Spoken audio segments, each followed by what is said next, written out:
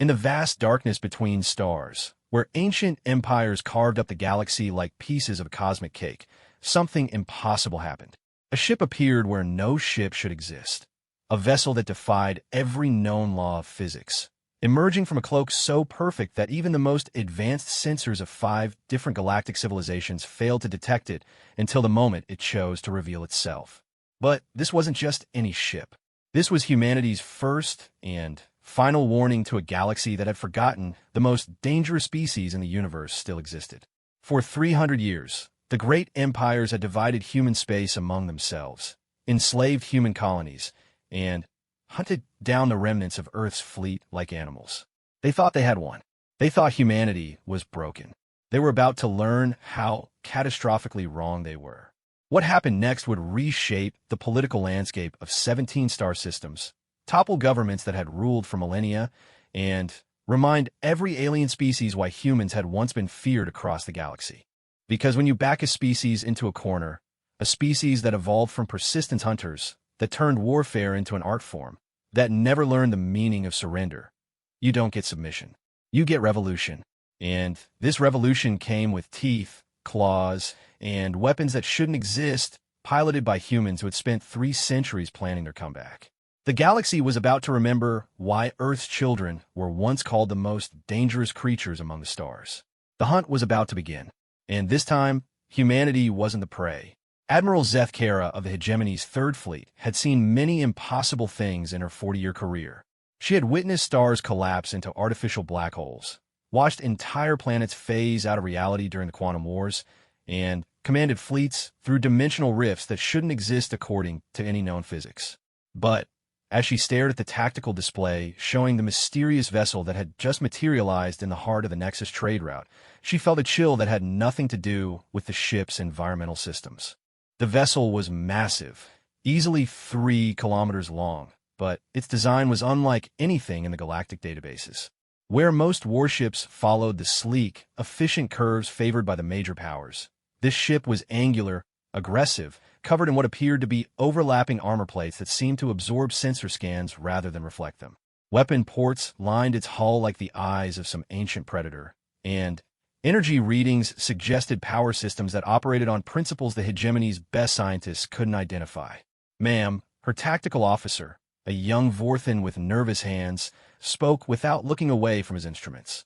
The energy signature, it's not matching anything in our database. The power output is off the charts, but the containment methods are completely foreign. And, ma'am, there's something else. Zeth Kara's 4 eyes focused on the junior officer with the intensity that had made her famous among her crews. Report. The hull composition includes materials that went extinct 300 years ago. Specifically, refined metals that were only produced in the Sol system before. The officer's voice trailed off as the implications hit him.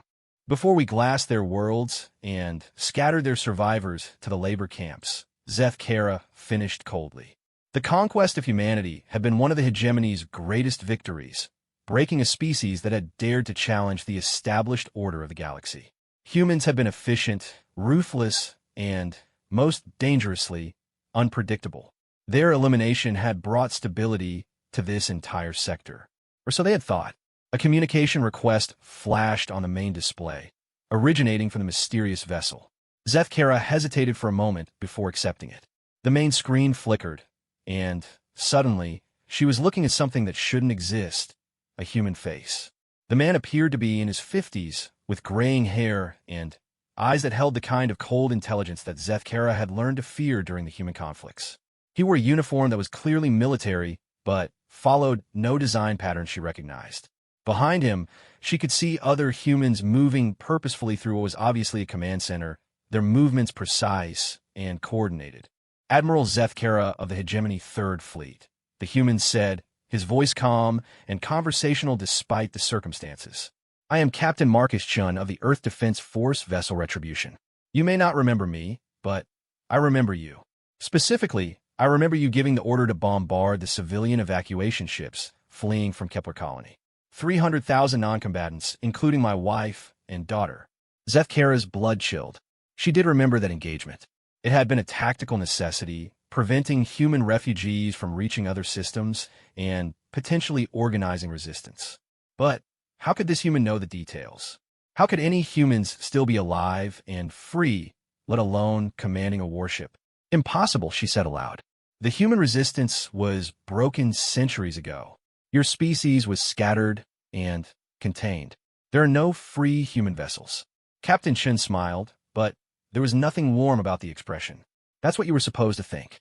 Did you really believe that a species capable of faster-than-light travel and quantum manipulation couldn't hide when it needed to? We've been watching, Admiral, learning, building, waiting. Around the bridge, Zefkara's crew was becoming increasingly agitated. The implications of Chen's words were staggering. If humans had somehow maintained a hidden presence in the galaxy, if they had been preparing for 3 centuries. What do you want? Zefkara demanded. Justice, Chen replied simply. But we'll settle for comprehensive revenge. You see, Admiral, for 300 years, humanity has existed in the shadows. We've infiltrated your governments, your militaries, your corporations. We've studied your weaknesses, mapped your supply lines, identified your critical infrastructure. We know which systems are vital to your food production, which facilities manufacture your weapons, which hyperspace routes carry your most important cargo. The tactical officer's console began chiming frantically. Admiral, I'm reading massive energy spikes across the sector. Multiple ships decloaking on long-range sensors. Dozens of them. They're surrounding our position. On the main display, Captain Shun continued speaking as if he hadn't just sprung the most sophisticated military trap in galactic history. 300 years ago, you hunted us down like animals. You enslaved our survivors and destroyed our worlds. You thought you had one because you controlled the battlefield. But humans don't fight fair, Admiral. We fight smart. And we never, ever forget. The first shots came from nowhere. Zefkara's flagship, the pride of the hegemony fleet, shuddered under impact from weapons that bypassed their shields entirely. Armor that had withstood direct hits from antimatter warheads began to buckle and crack under the assault from energy beams that seemed to phase in and out of normal space.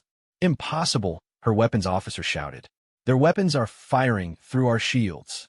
The energy pattern doesn't match any known technology. Because it's not technology, you know, Chen's voice continued calmly as explosions rocked the bridge. Human innovation didn't stop when you conquered our worlds. It went underground. We had 3 centuries to develop weapons specifically designed to counter every defensive system you possess. Every shield frequency, every armor composition, every tactical doctrine. We've been preparing for this moment for longer than most of your crew have been alive. Around them, the hegemony fleet was being systematically destroyed by an enemy that had appeared from nowhere. Ships that had dominated this sector for decades were burning hulks within minutes. The human vessels moved with a coordination that spoke of quantum-linked communication systems, attacking in patterns that seemed to anticipate the hegemony's responses before they were made. This is Admiral Zefkara to all hegemony vessels. She broadcast on emergency frequencies. Code Black. Repeat, Code Black. Unknown human fleet has engaged us at Nexus coordinates 774. Request immediate reinforcement from all available units. The response came not from her fleet command, but from Captain Chen.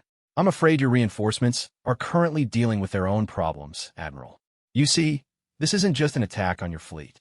This is the beginning of the end for everyone who participated in the genocide of humanity.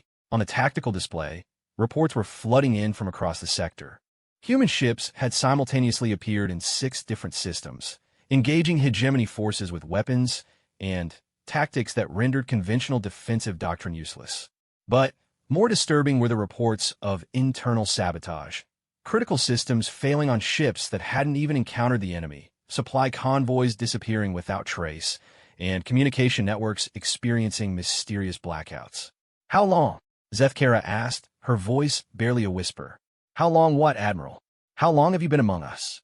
How long have humans been infiltrating our society? Chen's expression grew thoughtful. Do you remember the servitor program? The human prisoners you've been using as technical specialists and maintenance workers? The ones who were supposedly so broken by captivity that they would never pose a threat? Brilliant program, really. You gave us access to every major installation, every critical system, every piece of sensitive information. All we had to do was act defeated. The magnitude of the deception was staggering. For 3 centuries, the hegemony had been using human prisoners as skilled labor, throughout their empire. These humans have been psychologically evaluated, monitored, and deemed completely harmless. But if they had been gathering intelligence, sabotaging systems, and preparing for a coordinated uprising. "Sir," the communications officer called out, his voice shaking. "I'm receiving similar reports from the Zirconian Empire, the Corporate Federation, and the Crystalline Collective. Human forces have appeared throughout the galaxy and are engaging all major powers simultaneously." Shin nodded approvingly. "Humanity learned something important during our centuries in captivity, Admiral. We learned that the galaxy's great powers maintain their control through division. You keep potential threats separated, unable to coordinate effective resistance. But you made one crucial mistake. You assumed that because you had conquered us, we would play by your rules." The flagship's shields finally collapsed under the sustained assault. Energy beams carved through armor, plating like a hot knife through paper, and secondary explosions began ripping through the ship's internal systems. But even as her vessel died around her, Zethkara couldn't stop staring at the human captain's calm, almost serene expression. "What are your demands?" she asked desperately. Perhaps this was an opening gambit, a way to force negotiations. Even the most aggressive species in galactic history had ultimately been willing to negotiate when the terms were favorable. "Demands?" Shin seemed genuinely surprised by the question. "Admiral, I think you misunderstand the nature of this conversation. This isn't a negotiation. This isn't the beginning of a conflict. This is us informing you that the war is over. You lost 300 years ago. You just didn't know it yet." The bridge lights flickered as power systems began failing throughout the ship. Through the viewports, Zethkara could see the burning wrecks of vessels that had been the finest examples of hegemony engineering. In the distance, human ships moved between the debris like sharks, their weapons still firing at anything that showed signs of life. "The humans you enslaved, the colonies you destroyed, the children you murdered, they have been avenged," Chun continued. "But vengeance was never our primary objective, Admiral. Our goal was always survival, and to ensure that what happened to us could never happen to anyone else. The galaxy's great powers have had their chance to rule through fear and oppression. That age is ending." As if to punctuate his words, a final barrage of energy beams punched through the flagship's hull, causing catastrophic decompression in multiple sections. Emergency force fields activated, but Zethkara could see that her ship had only minutes left before complete structural collapse.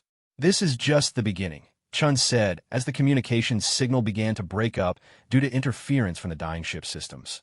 "Every species you've enslaved, every world you've conquered, every people you've oppressed, they're all going to learn what happened here today. They're going to learn that the galaxy's great empires can be defeated. And when they rise up against you, we'll be there to help them." The transmission cut out, leaving Zethkara staring at a blank screen as her command ship died around her. In a tactical display, she watched the last few hegemony vessels disappear under concentrated fire from the human fleet. 300 ships, the pride of the Third Fleet, reduced to scrap metal in less than an hour. But as escape pods began ejecting from the dying flagship, Zethkara realized that the destruction of her fleet was the least of the hegemony's problems. If humans had been planning this for 3 centuries, if they had infiltrated every major power in the galaxy, if they were now actively supporting rebellion among conquered species, the galaxy was about to change in ways that no one could predict. And at the center of that change would be the species that every empire had written off as defeated and broken. As her escape pod tumbled through space toward the nearest hegemony rescue beacon, Admiral Zethkara began composing the report that would send shockwaves through every government in known space. The humans were back, and they were not the same species that had been conquered 3 centuries ago. They were something far more dangerous. The emergency session of the Galactic Council had been called within hours of the first reports reaching the core worlds. Representatives from 17 different species sat in the ancient chamber that had once symbolized unity and cooperation among the stars. Now, it felt more like a funeral parlor where the mourners were trying to decide who had poisoned the deceased. Archon Vex of the hegemony stood at the central podium, her usually immaculate appearance disheveled by sleepless nights and the stress of coordinating a response to what military analysts were calling the most successful surprise attack in galactic history. Around her, the assembled representatives displayed varying degrees of panic, rage, and disbelief. The preliminary reports are conclusive, she began, her voice carrying the weight of centuries of authority that now seemed fragile in the face of recent events. 37 separate engagements across 6 sectors. Human forces appeared simultaneously in systems controlled by the hegemony, the Zirconian Empire, the Corporate Federation, and the Crystalline Collective. In every case, our fleets were completely destroyed or forced to retreat. A murmur of dismay rippled through the chamber. The species gathered here had ruled the galaxy for millennia, their powers so absolute that the concept of defeat had become almost incomprehensible. "How many casualties?" asked Representative Thorne of the Corporate Federation, his cybernetic implants glowing more intensely than usual as he processed the incoming data streams from his corporate intelligence networks. "Conservative estimates suggest over 400,000 military personnel lost in the initial engagements," Vex replied. "Additionally, we're receiving reports of coordinated sabotage operations that have crippled infrastructure throughout our territories. Power stations, communication networks, manufacturing facilities, all experiencing systematic failures that appear to be the result of long-term infiltration." The crystalline representative, a being of living mineral whose thoughts manifested as patterns of light across her surface, projected her words directly into the minds of everyone present. "The implications are staggering. If humans have maintained a hidden presence for 3 centuries, if they have been systematically infiltrating our societies, then we've been played for fools," finished Admiral Carthex of the Zirconian Empire, his scarred face bearing testament to decades of military service. "The question now is how deep this infiltration goes and what they're planning next." As if summoned by his words, the chamber's main communication system activated without authorization. The security protocols that should have prevented such an intrusion were some of the most sophisticated in the galaxy, yet they had been bypassed so smoothly that the breach wasn't detected until Captain Marcus Chen's face appeared on every display screen in the room.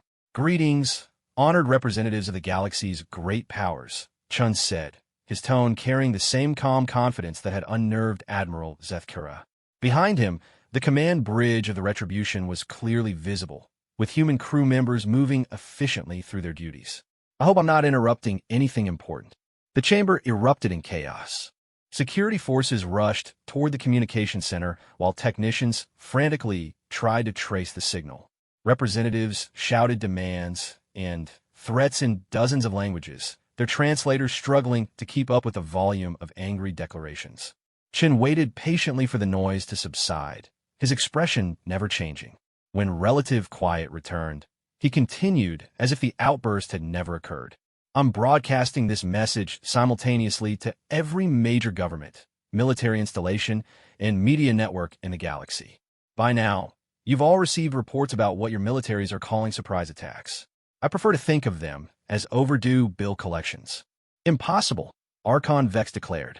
"Our communication networks are quantum encrypted and physically isolated. There's no way you could have gained access to the servitor program," Chen interrupted gently. "For 3 centuries, you've been using human prisoners to maintain your most critical systems. We've had access to your networks since the day you started trusting us to fix your broken equipment. Every quantum encryption key, every security protocol, every classified database, we've been copying, studying, and preparing." The revelation hit the assembled representatives like a physical blow. The servitor program had been one of the great success stories of the post-conquest period. Human prisoners, supposedly broken and compliant, had proven to be invaluable technical specialists. Their knowledge of advanced engineering and quantum mechanics had accelerated technological development across multiple species. The idea that these workers had been secretly agents of a hidden human government was almost too horrible to contemplate. "What do you want?" Representative Thorne demanded, his corporate instincts immediately searching for terms that could be negotiated. Chen's expression grew thoughtful. "That's an interesting question. 300 years ago, we wanted to be left alone to develop our civilization in peace. You wanted our resources and our territory.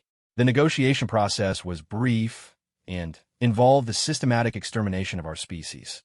Now that the positions are reversed, you want to know what we want." He paused, letting the implications sink in before continuing. "We want every human prisoner released immediately. Every slave laborer, every research subject, every child taken from their families to serve in your work programs. We want reparations for the 300 years of suffering you've inflicted. We want your formal acknowledgement that humanity has the right to exist as a free and sovereign species. And we want guarantees that this galaxy will never again see the kind of genocide you committed against our people. The demands were extensive, but not entirely unreasonable. Several representatives began calculating the costs involved in compliance, wondering if negotiation might be possible after all. Then, Chen continued speaking. Of course, those are just our opening positions. The real question isn't what humanity wants. It's what the other species in this galaxy want now that they know the great powers can be defeated. As if responding to a prearranged signal, new faces began appearing on the chamber's secondary displays.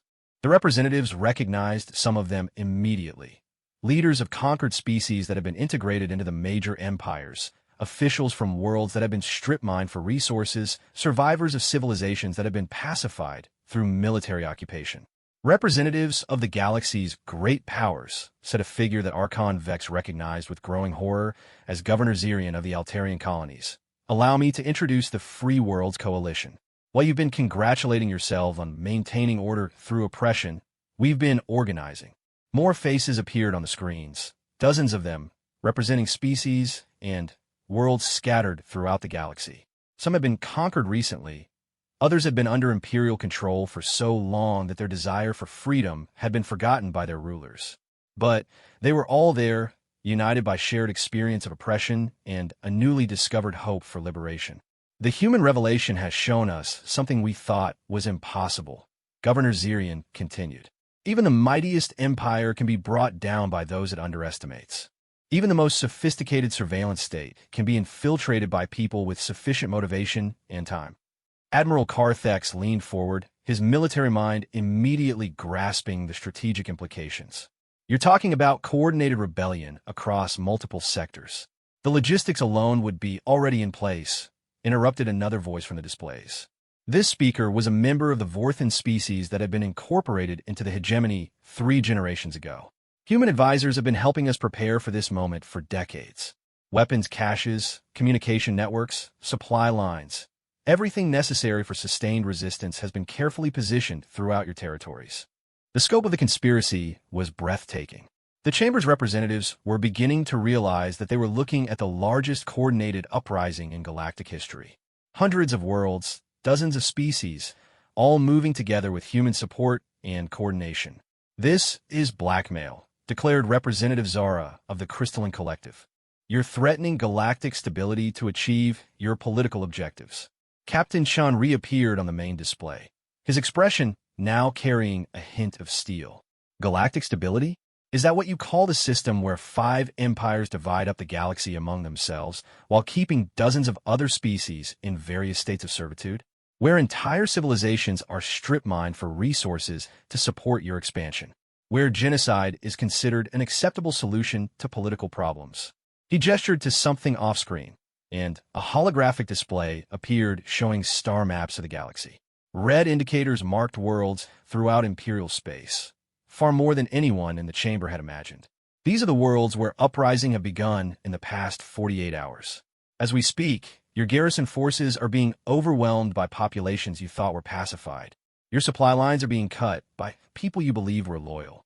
Your administrative centers are falling to rebels who learned warfare from species that perfected it over thousands of years. The map was horrifying in its scope. Every major empire was bleeding red markers as world after world declared independence or fell to rebel forces. Trade routes that had carried commerce for centuries were being severed, cutting off vital resources from the core systems. Impossible, whisper d'Archonvex. The coordination required for this kind of operation, the security breaches, the intelligence gathering, the weapon distribution, it would take decades to organize. Centuries, actually, Chun corrected. We began planning this the day after the last human world fell to your forces. Every servitor who was assigned to maintain your equipment was also gathering intelligence. Every human worker in your factories was also studying your production capabilities. Every human scientist in your research facilities was also learning your weaknesses.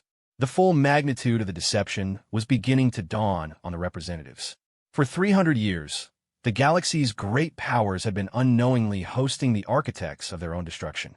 Human prisoners have been placed in positions throughout Imperial society, gaining access to classified information and critical infrastructure. The very success of the servitor program had laid the groundwork for its master's downfall. "You speak of justice and freedom," Admiral Karthek said, his voice filled with military pragmatism, "but what you're describing is chaos. The galactic economy depends on the current power structure. Interstellar trade, resource distribution, defense against external threats. All of these systems will collapse if you destroy the existing order." "Good," replied Governor Zirian from his display. "The existing order was built on the suffering of our peoples. If it collapses, we'll build something better from the ruins." Shen nodded approvingly. The Admiral raises an important point about external threats. For centuries, the great powers have justified their control by claiming to protect the galaxy from outside invasion. But the only external threat most species have faced has been conquest by their neighbors. The real danger has always been internal. The empires that see other civilizations as resources to be exploited rather than partners to be respected. New data began flowing across the chamber's displays, intelligence reports, and military assessments that painted a grim picture for the assembled representatives. Human fleets were continuing to appear throughout the galaxy, engaging Imperial forces with weapons technology that rendered conventional defenses obsolete. But more disturbing were the reports of technological sharing. Advanced human weapons being distributed to rebel forces, evening the odds in conflicts that had previously been hopelessly one-sided. "This is your final warning," Chen said, his voice carrying the weight of absolute conviction. "The Age of Empire is ending. You can either accept this change gracefully and work toward a more equitable galactic order, or you can fight to preserve a system that has already collapsed. But understand this clearly. Humanity spent 3 centuries learning from our defeat. We will not be conquered again, and we will not allow others to suffer the same fate we did." The transmission ended, leaving the chamber in stunned silence. For the first time in their history, the galaxy's great powers faced a threat they couldn't simply overwhelm with superior force. The humans had turned the Empire's own strengths against them, using their technological sophistication and administrative complexity to create vulnerabilities that could be exploited by a sufficiently motivated enemy. As reports continued to flow in from across the galaxy, it became clear that the situation was far worse than anyone had initially imagined. This wasn't just a military conflict. It was a complete transformation of the galactic order. And at the center of it all was a species that everyone had written off as defeated and broken. The humans were back, and they were bringing friends. 3 weeks after the initial human revelation, the galaxy had descended into chaos unlike anything seen since the Quantum Wars millennia ago. Emperor Zarkin IX sat in his private war room aboard the massive dreadnought Dominion's Edge, watching as star maps displayed the systematic dismantling of his empire. Red markers indicating lost worlds appeared faster than his staff could update the displays, and the quantum communication network was flooded with desperate calls for reinforcement from garrison commanders who found themselves fighting battles they couldn't understand, let alone win. "Report," he commanded, his voice carrying the authority of a bloodline that had ruled the Zarkonian Empire for over 2,000 years.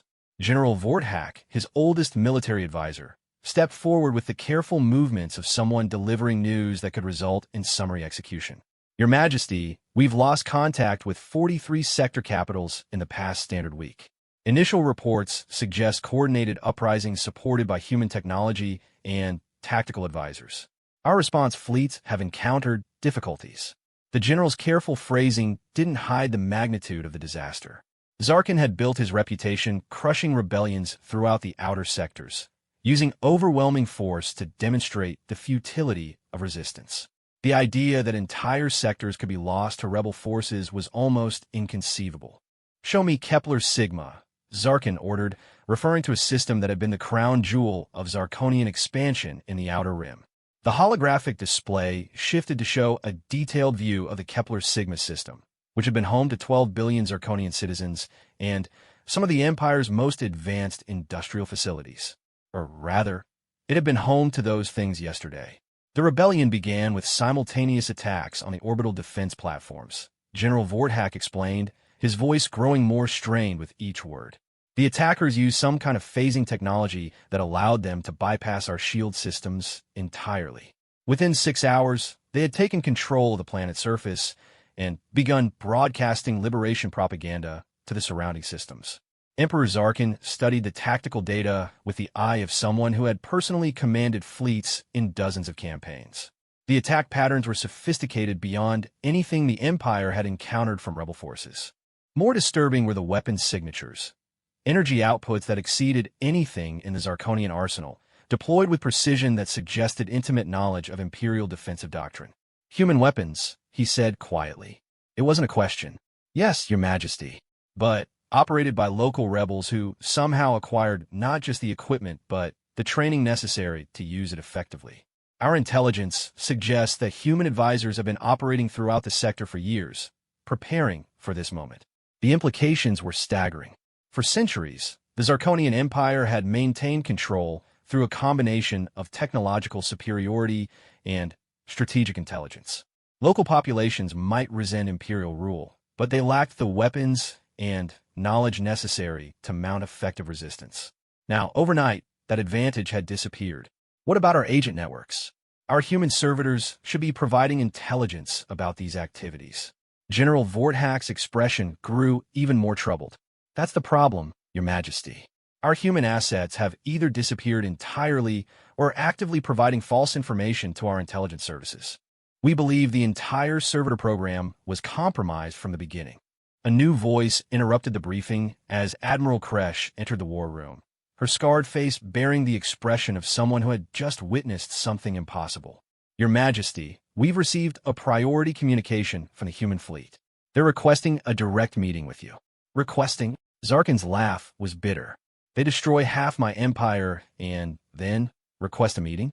What makes them think I would? Because they have your son, Admiral Kresh said quietly. The war room fell silent. Prince Zarkin, the Emperor's heir and the Empire's most promising military commander, had been leading a task force in the Outer Rim when the human attacks began. His fleet had been among the first to encounter the mysterious human warships, and contact had been lost 3 days ago. Show me, Zarkin ordered, his voice deadly calm. The main display activated, revealing the bridge of what was unmistakably a human warship. At the center of the screen stood a human woman in her apparent 40s, wearing the same unfamiliar military uniform that Captain Shun had displayed during his broadcasts. Behind her, clearly visible and unharmed, stood Prince Zarkin. Emperor Zarkin, the woman said, her voice carrying a surprisingly respectful tone. I'm Admiral Sarah Rodriguez of the Earth Defense Force. Your son is unharmed and has been treated according to the conventions of war. I've requested this communication to discuss terms for his return and to propose a more permanent solution to our current conflict. Zarkin studied his son's face, looking for signs of coercion or distress. Prince Zarkin appeared calm and alert, though there was something in his expression that his father couldn't quite identify. It almost looked like understanding. What terms? Zarkin asked bluntly. Complete withdrawal of Zarkonian forces from 17 systems that have declared independence, Admiral Rodriguez replied without hesitation. Formal recognition of the Free Worlds Coalition as a sovereign political entity. Reparations to be negotiated for 3 centuries of imperial occupation. And the immediate release of all human prisoners in Zarkonian custody. The demands were extensive, but not entirely unexpected. What surprised Zarkin was the businesslike manner in which they were presented. This wasn't the fanatical rhetoric of a revolutionary movement.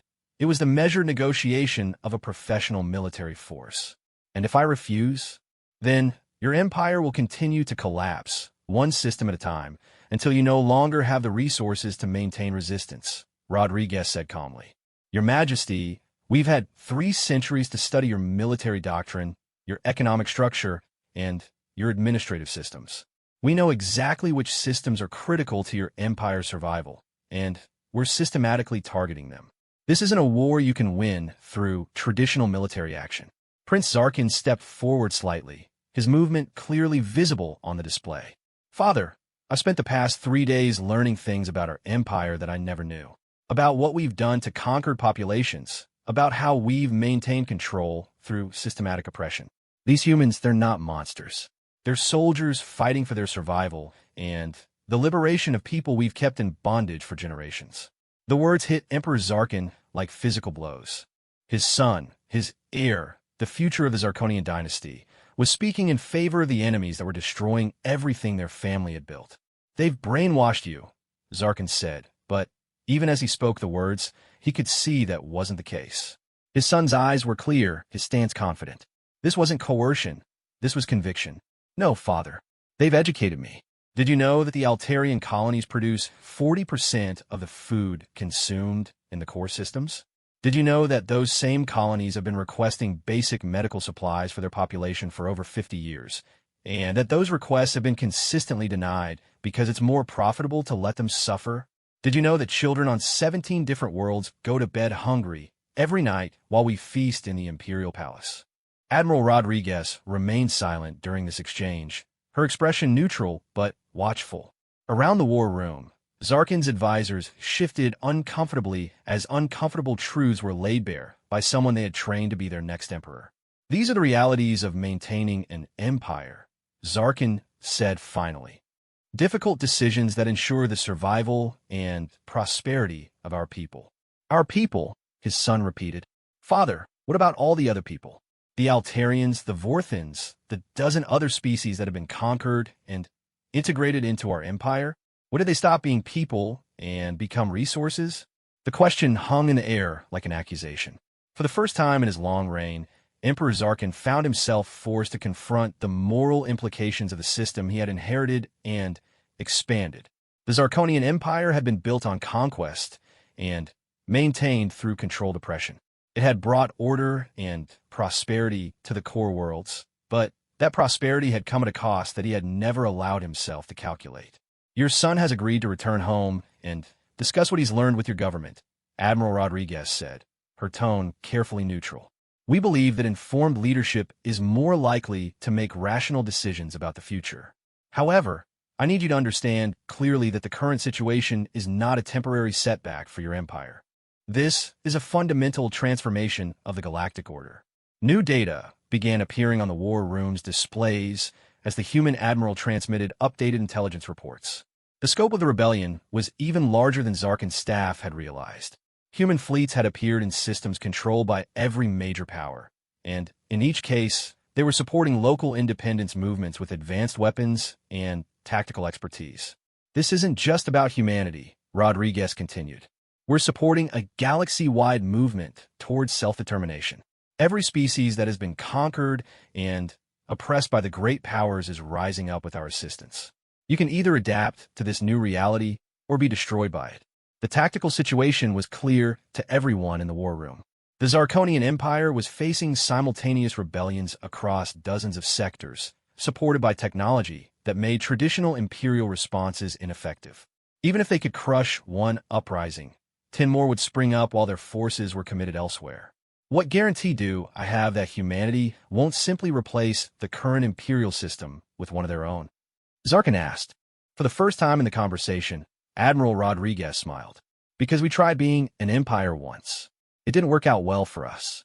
Your Majesty, humanity learned something important during our 3 centuries of exile. Power corrupts, and absolute power corrupts absolutely.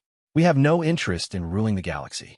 We're interested in ensuring that no one else gets to rule it either." Prince Zarkin nodded approvingly.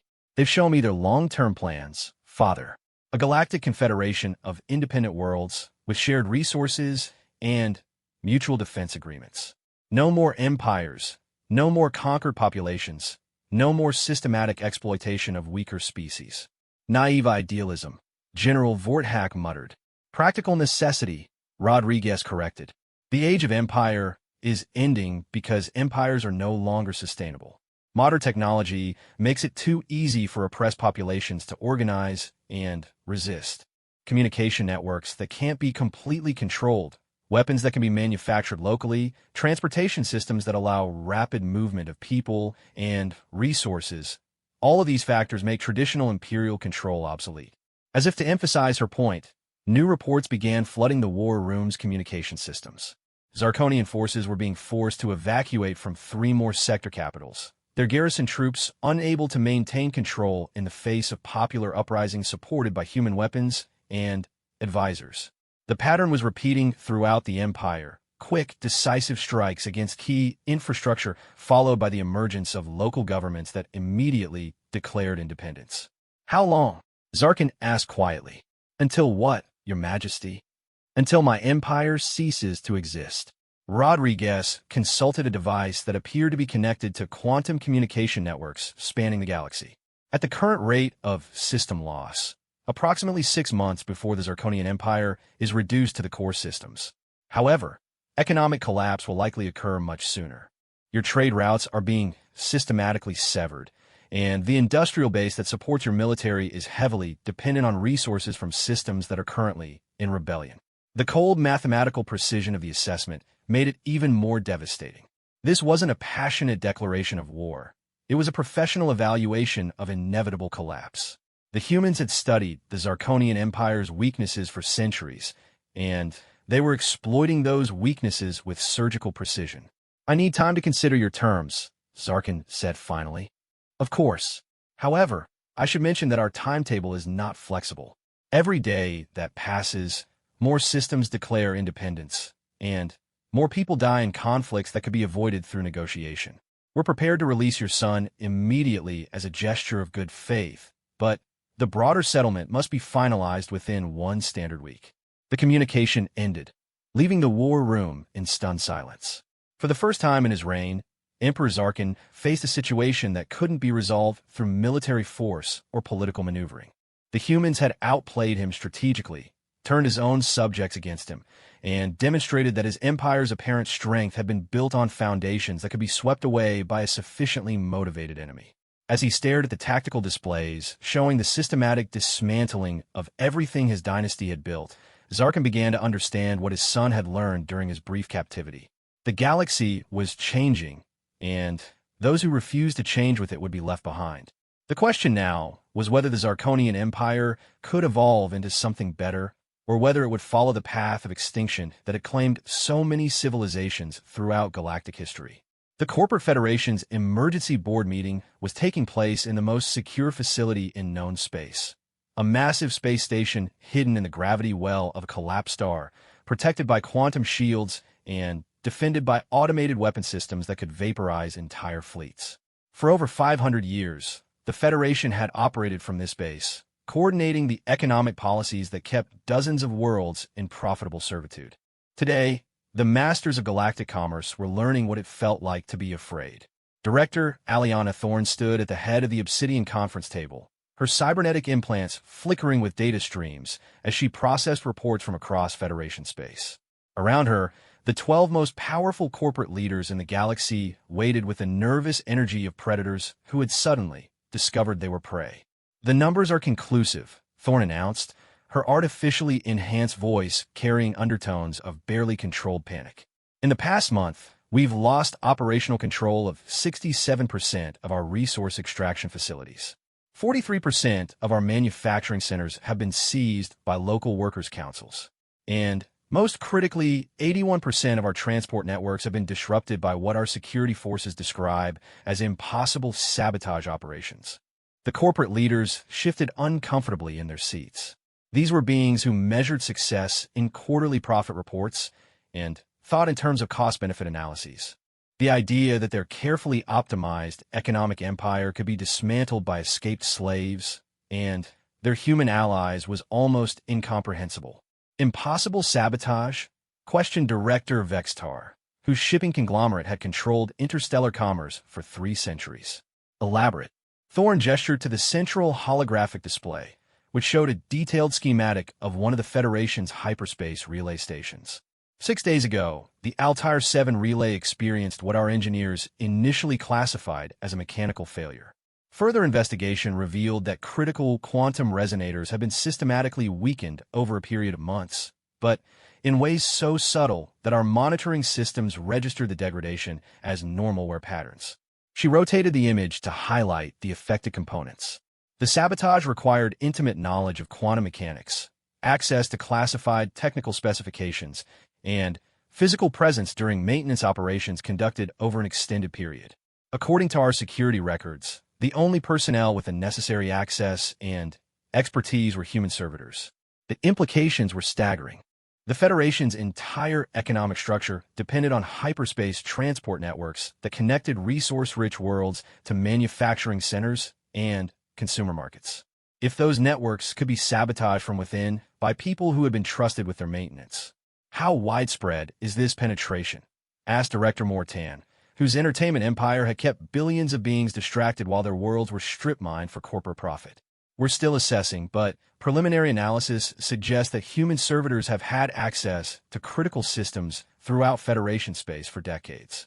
Every major facility, every important installation, every sensitive operation, we've had humans working on the maintenance crews. Director Kresk, whose manufacturing cartels had built the Federation's industrial base, leaned forward with the intensity of someone calculating catastrophic losses. The servitor program was our most successful integration project. Human technical expertise accelerated our technological development by decades. Are you telling me that our greatest achievement was also our greatest vulnerability? That's exactly what I'm telling you, Thorne replied grimly. Human prisoners weren't just maintaining our equipment, they were studying it, mapping it, and preparing to destroy it. Every efficiency improvement they suggested, every system upgrade they implemented, every technological advancement they helped develop, all of it has been turned against us. The room fell silent as the corporate leaders absorbed the magnitude of the deception. The Federation had built its power on the exploitation of conquered species, using their knowledge and labor to generate profits that flowed back to the core worlds. The idea that their primary resource had been secretly working against them for centuries was a violation of every principle they understood about power and control. A priority communication alert began flashing on the main display. Thorne accepted the incoming transmission, and suddenly, they were looking at a familiar human face, Captain Marcus Chun, whose broadcasts had become a source of dread throughout the corporate hierarchy. Directors of the Corporate Federation, Chun said, his tone carrying the same calm professionalism that had become his trademark. I hope I'm not interrupting anything important. Although given the current state of your quarterly projections, I suspect you're all having a rather difficult day. What do you want? Thorne demanded, her enhanced voice crackling with electronic feedback as her anger overloaded her implants. To discuss the future of galactic commerce, Chen replied. You see, the Federation has operated under the assumption that economic efficiency justifies social oppression, that profit margins matter more than human dignity, that the suffering of billions is an acceptable cost of doing business. We'd like to propose an alternative business model. New data began appearing on the conference room's displays, detailed financial analyses that showed the true costs of the Federation's operation. Hidden in the impressive profit reports were massive expenditures on military forces needed to suppress rebellion, administrative overhead required to maintain control of unwilling populations, and security expenses that consumed enormous resources. What you're looking at are the real numbers, Chun continued as the corporate leaders studied the data with growing alarm. The costs you've been externalizing for centuries, the military expenses, the surveillance operations, the constant need to suppress dissent, all of it represents economic inefficiency on a staggering scale. Director Vextar studied the projections with the eye of someone who had built an empire on understanding market dynamics. These calculations assume that cooperation is more cost-effective than coercion, but they don't account for the control advantages of maintaining subject populations. Don't they? Chen's expression suggested he had been expecting that objection. Let's look at some specific examples.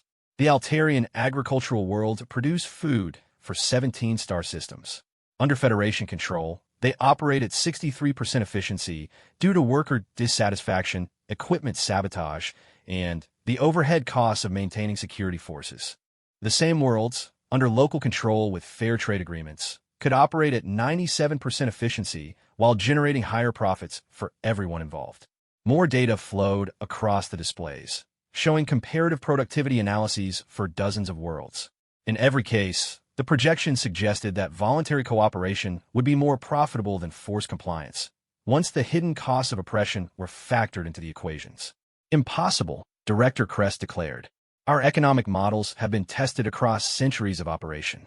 Subject populations are more productive when their choices are limited, and their compliance is ensured through systematic pressure. Your economic models were designed to maximize short-term extraction while ignoring long-term sustainability, Chen replied. They've worked well for your core worlds, but they've also generated the conditions that make rebellion inevitable. Oppressed populations eventually find ways to resist, and those resistance efforts become increasingly expensive to suppress. As if summoned to support his argument, new figures appeared, representatives from worlds throughout Federation space. The corporate leaders recognized some of them as local administrators who had been trusted to manage resource extraction operations. Others were clearly from the working populations that had labored in Federation facilities. Directors, said a figure identified as Governor Jane of the Vorthan mining colonies. I'm speaking to you as someone who has administered Federation policy for 20 years. The system is failing. Worker productivity has been declining steadily. Sabotage incidents are increasing exponentially, and the costs of maintaining security are consuming an ever larger percentage of operational budgets. Director Thorne's cybernetic implants flared as she accessed real-time data from the Vorthan colonies. The numbers confirmed what Governor Jane was saying. Productivity was down, security costs were up, and profit margins were shrinking despite increased extraction quotas. Even from a purely economic perspective, Governor Jane continued, the current system is unsustainable. The human advisors have shown us projections for cooperative development that would increase total output while reducing operational costs by 40%. More voices joined the conversation. Administrators, engineers, and local officials from throughout Federation space. Each of them presented data showing how cooperative development could be more profitable than extractive exploitation. The arguments were compelling not because they appealed to moral principles, but because they demonstrated clear economic advantages. This is all theoretical, Director Mortan objected. These projections assume that subject populations would maintain productivity levels without coercive oversight. History suggests otherwise. Does it? Chen asked. The Federation has never actually tried cooperative development. Every integration has been based on conquest and extraction. You've never tested whether voluntary partnership might be more effective than involuntary servitude. He gestured to something off-screen, and new data appeared showing productivity figures from systems that had recently declared independence with human support. Output was actually increasing in many cases as local populations threw themselves into development projects with enthusiasm that had been impossible under Federation control. The key insight, Chen explained, is that people work harder when they're working for themselves and their communities rather than for distant corporate masters. Motivation is the most powerful economic force in the galaxy, and it can't be generated through coercion. Director Kresk studied the data with growing fascination. These productivity increases, if they're sustainable, they represent profit opportunities that exceed anything we've achieved through traditional extraction. Exactly, Chen nodded approvingly. The Federation could transition from an extractive model to a partnership model and see increased returns on investment while eliminating the overhead costs of military occupation. But we would lose control, Director Thorne objected. Independent worlds could choose to trade with other entities. They could develop their own economic policies. They could compete with Federation operations. Yes, Chen agreed. Competition, market forces, economic evolution. All the principles that the Federation claims to support, but has systematically suppressed through monopolistic practices backed by military force. The accusation hit home because it was accurate. The Federation had built its power by eliminating competition through conquest and preventing economic development that might challenge corporate control. They had created markets where none could exist and suppressed innovation that might threaten their profit margins. What you're proposing is the destruction of everything we've built, Director Vextar said flatly. We're proposing the evolution of everything you've built, Chen corrected. The choice is yours. Adapt to a new model that offers greater profits through voluntary cooperation, or watch your current model collapse under the weight of its own inefficiencies. As if to emphasize his point, new reports began flowing across the conference room's displays. Federation security forces were being overwhelmed throughout corporate space as local populations rose up with human support. Trade routes that had carried corporate profits for centuries were being severed, cutting off vital resources from the core systems. How long do we have to decide? Director Thorne asked, her voice carrying the weight of someone who understood that her entire worldview was being challenged. The transition is already underway, Chen replied. Worlds are declaring independence, whether the Federation approves or not. The question is whether you want to be part of shaping the new economic order, or whether you prefer to fight a losing battle to preserve the old one. The communication ended. leaving the corporate leaders to contemplate a future that none of them had imagined possible. For centuries, the Federation had operated on the principle that power flowed from control, that profit required exploitation, and that cooperation was a luxury that successful enterprises couldn't afford. Now, they were being forced to consider the possibility that everything they believed about economics and power was wrong. That voluntary cooperation might be more profitable than coercive control. That sustainable development might generate higher returns than resource extraction. That the galaxy's most oppressed populations might also be its greatest economic opportunity. The transformation wouldn't be easy. It would require abandoning centuries of corporate doctrine and learning to build relationships based on mutual benefit rather than systematic exploitation. But as the Federation's directors studied the data presented by their former prisoners, they began to understand that adaptation might be their only path to survival. The age of corporate empire was ending. The question was whether its masters could evolve quickly enough to thrive in the world their former slaves were building. 6 months after the first human warship had emerged from Cloak above the Nexus trade route, Captain Marcus Chun stood on the observation deck of the newly constructed Unity Station, watching as ships from dozens of different species approached for what historians would later call the most important diplomatic gathering in galactic history. The massive space station, built through the cooperative efforts of 17 different civilizations, orbited a neutron star at the exact gravitational center of what had once been contested Imperial space. The view was breathtaking. Sleek Altarian vessels flew alongside angular Vorthan transports, while crystalline ships from the former collective territories moved in perfect geometric formations beside organic-looking craft from species that had only recently emerged from Imperial subjugation. Each ship represented a world or system that had declared independence during the Great Uprising, and each delegation carried hopes for a future that none of them could have imagined just months before. Second thoughts, Captain? Admiral Sarah Rodriguez approached from behind, her footsteps echoing softly in the transparent corridor that surrounded the station's central core. Chun smiled, though his expression carried the weight of someone who understood the magnitude of what they were attempting to build. Daily, sometimes hourly, do we really think we could reorganize galactic civilization in less than a year? We didn't have a choice, Rodriguez replied, joining him at the massive viewport. The old system collapsed faster than our most optimistic projections suggested.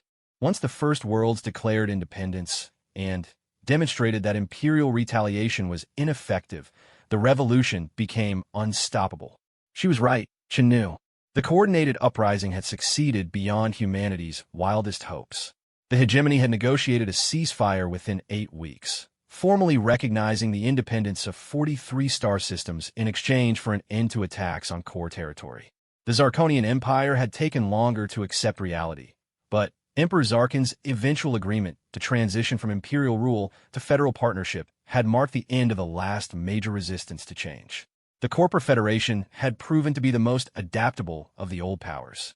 Once their directors had run the calculations and realized that cooperative development could be more profitable than extractive exploitation, they had thrown themselves into the transition with characteristic efficiency. Several former Federation worlds were already reporting higher productivity under local control than they had ever achieved under corporate management. Status report on the negotiations?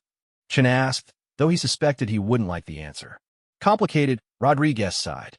17 different species, each with their own cultural values, economic systems, and historical grievances. The Altarians want agricultural protections that the Vorthans consider economically inefficient. The crystal-based species require environmental conditions that are toxic to most carbon-based life forms. And everyone has opinions about how to handle the former imperial territories. Chen nodded grimly. During the 3 centuries of planning for this moment, humanity's hidden leadership had focused primarily on the military and technological challenges of overthrowing galactic empire. They had given relatively little thought to the even more complex challenge of building something better from the ruins. What about the humans? He asked. Are our people adapting to freedom? Rodriguez's expression grew more complicated. That might be our biggest challenge. 3 centuries of slavery and persecution left psychological scars that won't heal overnight. Most of the liberated human populations are struggling with basic concepts like self-determination and democratic governance. They're so used to following orders that they're having trouble making independent decisions. It was a problem that Chun had anticipated but hoped wouldn't be as severe as early reports suggested. Generations of humans had grown up in captivity, their culture shaped by the need to survive under imperial oppression. Teaching them to think and act as free people would be a long-term project that might take decades to complete. However, Rodriguez continued, the younger generations are adapting quickly, especially those who work directly with the resistance networks. They're showing remarkable leadership potential. A soft chime indicated that the formal negotiations were about to reconvene. Chun and Rodriguez made their way toward the central conference chamber, where representatives from dozens of worlds were attempting to draft the foundational documents for what they hoped would become a new galactic order. The chamber was a marvel of cooperative engineering, designed to accommodate the environmental needs of radically different species. Atmospheric zones could be adjusted for temperature, pressure, and chemical composition. Gravitational fields could be modified to suit beings evolved under different planetary conditions. Communication systems provided real-time translation between languages, thought patterns, and even quantum-based consciousness interfaces used by some of the more exotic species. At the center of it all sat the human delegation, not as leaders or conquerors, but as advisors and mediators. It had been humanity's conscious decision to avoid claiming political authority in the new order they were helping to create. 3 centuries of oppression had taught them the dangers of concentrated power, and they were determined not to repeat the mistakes of the fallen empires. The proposal before us, announced Ambassador Kthara of the Free Altarian Republic, is the establishment of a galactic confederation based on the principles of voluntary association, mutual defense, and economic cooperation. Each member world or system would retain complete autonomy over internal affairs while agreeing to certain basic standards of conduct toward other members. The proposal was elegant in its simplicity, but Chen knew that the details would be far more complex. How do you establish common standards for species with radically different concepts of individual rights?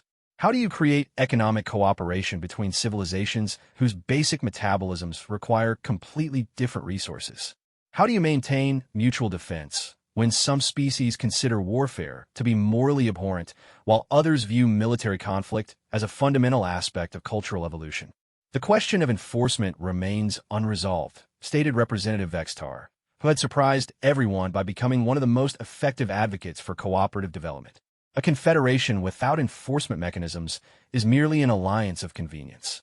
But enforcement mechanisms can become tools of oppression if not carefully designed. Ambassador Chen rose from his seat in the human delegation area.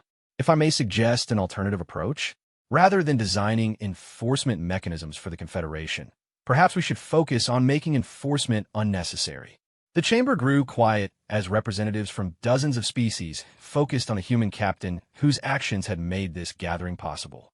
The old imperial systems required constant enforcement because they were fundamentally unjust, Chun continued. People naturally resisted being exploited, so elaborate police and military structures were necessary to maintain control. But if the Confederation is genuinely beneficial to all its members, if it enhances rather than restricts their development, then enforcement becomes less critical. An interesting theory, replied Ambassador Kthara, but it assumes that conflicts of interest will never arise between Confederation members. History suggests that such conflicts are inevitable. History suggests that such conflicts are inevitable under systems where resources are scarce and benefits are unevenly distributed, Chen corrected. But we're not operating under those constraints anymore. He gestured to the holographic displays that surrounded the chamber, showing resource surveys and technological assessments from throughout the galaxy. The accumulated knowledge and production capacity of our combined civilizations could provide abundance for everyone. Scarcity has been artificially maintained by imperial systems that concentrated resources in the hands of ruling elites. The data was compelling. The galaxy contained more than enough resources to support the development needs of every inhabited world, if those resources were allocated efficiently and fairly. The old empires had created artificial scarcity to maintain control, but cooperative development could eliminate most sources of economic conflict. What about territorial disputes? Asked Representative Mortan. Even with abundant resources, conflicts will arise over control of strategically important systems. Only if we assume that control must be exclusive, replied Admiral Rodriguez. rising to support Chen's argument. Most territorial disputes arise from the assumption that valuable resources must belong to single entities. But what if valuable systems were administered cooperatively, with benefits shared among all Confederation members? It was a radical concept, but one that growing numbers of delegates were beginning to support. Instead of dividing the galaxy into exclusive territories controlled by individual species or governments, the Confederation could manage critical systems as shared assets that benefited everyone. The discussions continued for hours, covering everything from trade protocols to scientific research, sharing to protocols for first contact with unknown species. Gradually, a framework began to emerge. Not the rigid hierarchy of the old empires, but a flexible network of relationships based on mutual benefit and voluntary cooperation. "I have a question for the human delegation," announced Ambassador Zirian of the former Zirconian colonies. "You've spent considerable effort helping us establish this new order, but what do you want from it? What are humanity's goals in a galactic confederation?" Chen paused, considering his words carefully. "Survival. Development. The right to exist as a free species. 3 centuries ago, we wanted to be left alone to pursue our own destiny. That dream was destroyed by imperial conquest. Now we want to ensure that what happened to us never happens to anyone else. And that's all." Zirian pressed. "You're not interested in territory, resources, or political influence?" "We're interested in a galaxy where our children can grow up free," Chen replied. "Where they can develop their potential without fear of conquest or enslavement. Where they can contribute to the advancement of galactic civilization without being exploited by others. If the Confederation can provide that, then humanity has everything we want." The sincerity in his voice carried across the chamber, touching representatives who had spent their entire lives dealing with species that sought power and dominance. The idea that humanity's primary goal was simply the right to exist freely was both refreshing and slightly incomprehensible to beings raised under imperial systems. "The human approach raises an important point," said Representative Zara of the Crystal Collective Territories.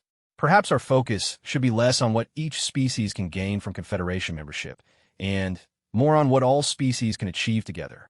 It was a subtle but crucial shift in perspective. Instead of viewing the Confederation as a means of advancing individual interests, the delegates began discussing it as a platform for collective achievement. What could be accomplished if the galaxy's most brilliant minds worked together instead of competing against each other? What technologies could be developed? What problems could be solved? What wonders could be created?